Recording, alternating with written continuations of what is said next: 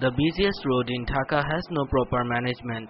People cross the road every now and then without using the foot over bridges.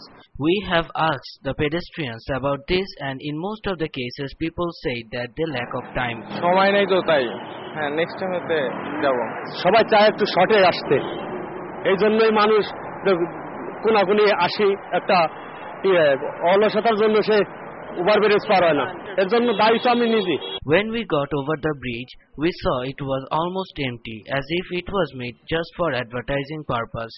The safety concern, however, has not been a matter for pedestrians. They tried to cover their fault by saying that it is indeed a mistake.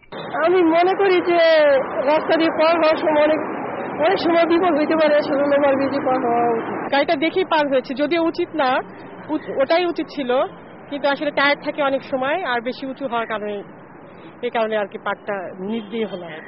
While talking to the 45 Nong Ward's Aumi League's president, we knew further that there has been awareness created several times by police authorities, but it was of no use. দেখবেন শিক্ষিত ছেলেমেয়েরাই overbridge এখানে থাকা সত্ত্বেও তারা পার হচ্ছে না। যেমন গাড়ি চলাচল করতেছে, লাফাইয়া গিয়া পড়তেছে ওই পাশে, কিন্তু এটা লাইফ রিস্ক উনি বুঝতে হবে। যখন একটা অ্যাক্সিডেন্ট হবে হয়তো তখন বুঝবে ড্রাইভার দোষ। পুলিশ আবার মাঝে মধ্যে তো প্রচার করে যে আপনারা পথচারী পারাপার ওভারব্রিজ ব্যবহার করুন, জেব্রা ক্রসিং ব্যবহার করুন, কিন্তু না, কার কথা কে শুনে? There are no certain bus stops in the road, and the traffic lights are of no use as police use their hands for controlling traffic.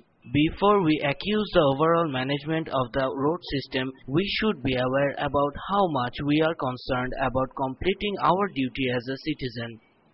Imroz Ahmed, News and Images, Dhaka.